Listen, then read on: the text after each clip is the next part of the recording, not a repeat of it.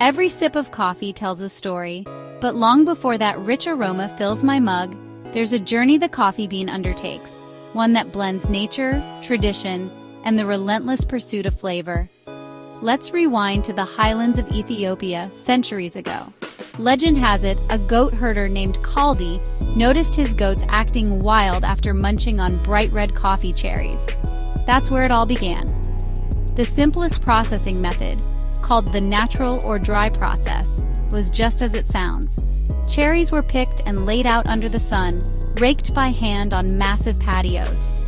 Once dried, these cherries could be crushed into a paste or steeped straight in hot water.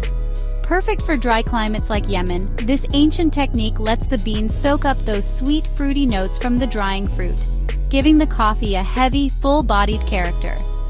As coffee spread across the Arabian Peninsula, Yemeni traders refined this process, making it their own. By the 15th and 16th centuries, the Ottoman Empire took coffee global, introducing bustling coffee houses and spreading these foundational techniques all the way to Europe.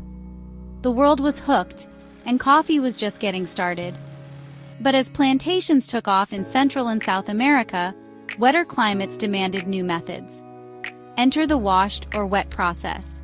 Here, right after harvest, a mechanical pulper strips away the skin and much of the pulp. The beans, still slick with mucilage, are soaked in tanks. Nature's enzymes break down that sticky layer, and then the beans get a thorough wash, emerging clean and ready to dry. Washed coffees are bright, crisp, and acidic, letting the pure qualities of the coffee bean shine. The catch? It uses a lot more water. The Industrial Revolution kicked coffee processing into overdrive. Mechanical pulpers made fruit removal quick and efficient. Mechanical dryers started taking over when the sun wouldn't play along, and automated hulling machines sped things up even more. Suddenly, coffee could be produced at massive scale with more consistency than ever before. Fast forward, and the modern specialty coffee movement is all about experimentation. The honey process, also called pulped natural, removes the skin but leaves some sticky mucilage, drying the beans for a sweet, balanced cup. Indonesia's unique wet-hulled method partially dries the beans before removing the parchment, creating coffees with earthy, bold flavors.